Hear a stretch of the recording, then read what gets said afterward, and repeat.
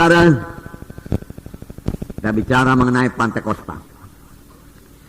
Nah, pada waktu Tuhan Yesus naik ke sorga, dia memberikan satu pesan yang sangat penting kepada murid-muridnya, yang tertulis dalam Kisah Rasul pasal 1 ayat 4. Saya membacakannya lagi kepada saudara. Pada suatu hari ketika ia makan bersama-sama dengan mereka, ia melarang mereka meninggalkan Yerusalem dan menyuruh mereka tinggal di situ menantikan janji Bapa yang demikian katanya, telah kamu dengar daripadaku, sebab Yohanes membaptis dengan air, tetapi tidak lama lagi kamu akan dibaptis dengan Roh Kudus. Tuhan Yesus sendiri mengatakannya sebelum dia naik ke sorga, yaitu sewaktu dia masih melayani di bumi ini.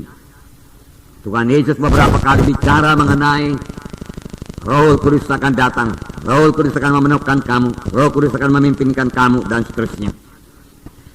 Nah, di sini sekali lagi dia mengatakan sebelum dia naik ke sorga, perkataan yang terakhir, sebab Yohanes membaptis dengan air, tetapi tidak lama lagi kamu akan dibaptis dengan Roh Kudus.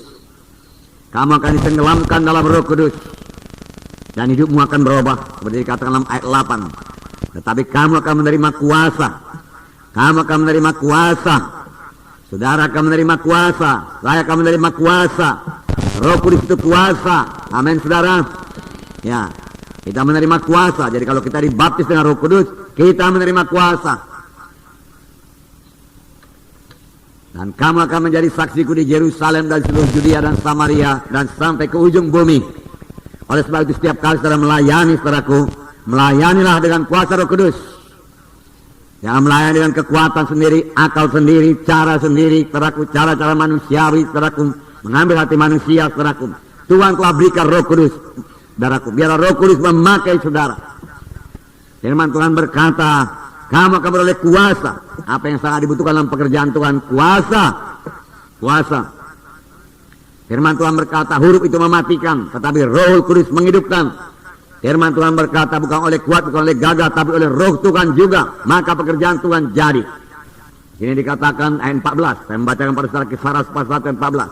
Mereka semua bertekun dengan sehati dalam doa bersama-sama dengan beberapa perempuan serta Maria ibu Yesus dan dengan saudara-saudara Yesus. Dia disebut namanya, tapi dikatakan semua bertekun dengan sehati. Ini perlu, saudaraku, sehati. Sidang Tuhan perlu bersehati. Doa yang bersehati, saudaraku, besar kuasanya. Doa yang bersehati menurunkan kuasa Tuhan. Bertekun artinya tidak mudah menyerah. Terus bertekun, walau ada halangan, walau ada gangguan, walau ada gelombang, dia bertekun, dia maju terus, di atas gelombang tersebut. Bersama-sama beberapa perempuan. Nah, saudara yang kasih nama Yesus. Dan kalau saudara baca Kisah 2, mulai dicurahkan Roh Kudus kepada 120 orang. Saudara, pada perjanjian lama tidak begitu banyak yang dibaptis dengan Roh Kudus. Hanyalah, saudaraku, raja-raja, nabi-nabi, saudaraku, dan imam-imam. Dan saudaraku, setelah mereka diurapi dengan Roh Kudus, saudaraku, setelah mereka diurapi dengan Roh Kudus, mereka sanggup menyampaikan panggilan Tuhan dalam hidup mereka. Kalau mereka, dia sebagai raja, saudaraku, Raja Daud diurapi, lalu Daud sanggup, saudaraku, melayani. Urapan itu, saudaraku, menyanggupkan mereka. Urapan itu mengubahkan mereka. Diurapi dengan minyak pada waktu, tapi sekarang diurapi dengan Roh Kudus. Memberikan mereka pengertian baru setelah mereka diurapi dengan Roh Kudus. Kuasa Tuhan bekerja dalam pelayanan mereka, saudaraku, setelah mereka diurapi dengan minyak itu, diurapi dengan Roh Kudus, saudaraku. Nah, saudaraku, Musa sangat menginginkan supaya semua bangsa Israel, saudaraku, dipenuhkan dengan Roh Kudus. Tapi keinginan Musa ini tidak kesampaian, belum waktunya. Musa sudah merasakan bagaimana jamaah Roh Kudus dalam hidupnya. Musa sudah merasakan bagaimana Roh Kudus mengubahkan hidupnya. Musa mengalami banyak mujizat Tuhan, saudaraku, sebagai akibat daripada melayani dipimpin oleh Roh Kudus. Tanda ajaib, tanda mujizat berlaku. Ya, dia kepingin supaya seluruh bangsa Israel menerima berkat yang sama. Kalau semua bangsa ini nabi adanya, dia katakan. Nabi pada waktu menerima Roh Kudus, dia rindu semua bangsa Israel dipenuhkan dengan Roh Kudus. Tapi belum waktunya. Sekaranglah waktunya, amin, saudara.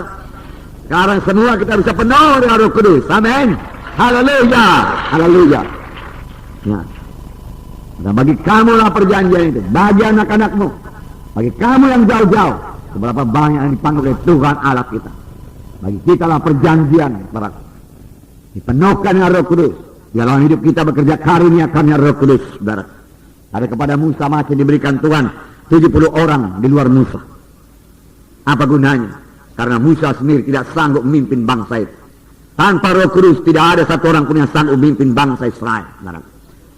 Supaya mereka sanggup memimpin, karena Musa telah memilih 70 tua-tua sidang, saudaraku, tua-tua daripada bangsa itu, saudara. 70 orang ini bisa memimpin, mereka harus dipenuhkan dengan Roh Kudus. Tanpa dipenuhkan dengan Roh Kudus mereka tidak sanggup. Mari kita buka Bilangan pasal 11. Bilangan pasal 11 ayat 17. Maka aku akan turun dan berbicara dengan engkau di sana. Lalu sebahagian dari roh yang hinggap padamu itu akan kuambil dan kutaruh atas mereka. Maka mereka bersama-sama dengan engkau akan memikul tanggung jawab atas bangsa ini. Jadi tidak usah lagi engkau seorang diri memikulnya. Tanpa diberikan Roh Kudus mereka tidak bisa memikul tanggung jawab atas bangsa Israel. Mereka bahkan tidak mengerti memikul tanggung jawab itu, saudara. Mereka tidak mengerti. Sampai sekarang kalau kita mau mengerti perkara-perkara rohani, kita tidak bisa mengerti dengan akal manusiawi, dengan kebentaran manusia tidak bisa. Kita perlu, saudaraku, wahyu daripada Roh Kudus, saudara. Kita perlu Roh Kudus, saudaraku, bekerja dalam hati kita, saudara, menerangkan rahasia daripada firman Tuhan. Tuhan berkata kepada Musa, kumpulkan 70 tua-tua sidang. Dia katakan, lalu aku mengambil sebagian daripada roh yang ada padamu dan kutaruh ke atas mereka. Lalu mereka, dia katakan, akan sanggup memikul tanggung jawab atas bangsa Israel bersama-sama dengan engkau. Tanpa diberikan Roh Kudus mereka tidak sanggup memikul tanggung jawab. Itu sebabnya saudara Tuhan berkata, tunggulah di Yerusalem, jangan pergi. Kamu tidak akan sanggup menegakkan perintah agung kalau bukan dengan Roh Kudus. Tuhan berkata, tunggu sampai kamu lengkap dengan kuasa dari Maha Tinggi. Betapa sayangnya saudaraku, masih banyak saudaraku, ya, gereja-gereja belum menerima Roh Kudus penuhnya, belum membiarkan Roh Kudus beroperasi dalam sidang Tuhan.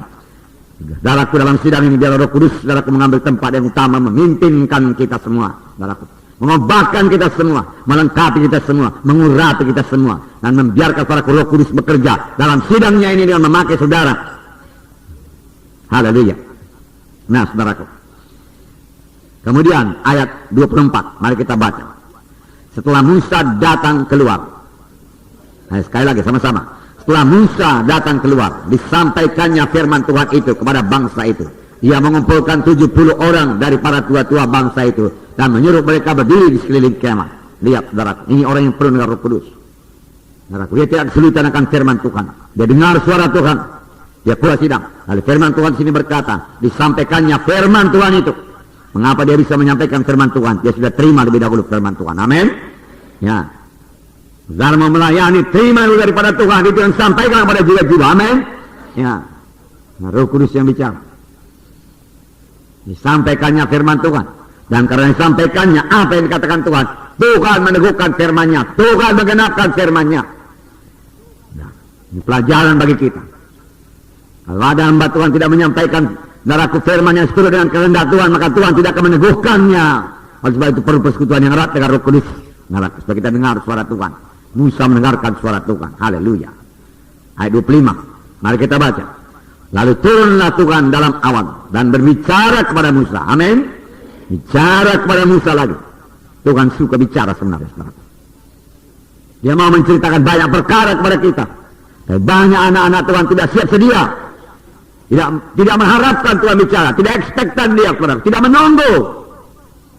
Firman Tuhan berkata, siapa yang menantikan Tuhan akan membarui kuatnya. Menantikan Tuhan dengan merindukan suara Tuhan. Haleluya. Terima kasih Tuhan.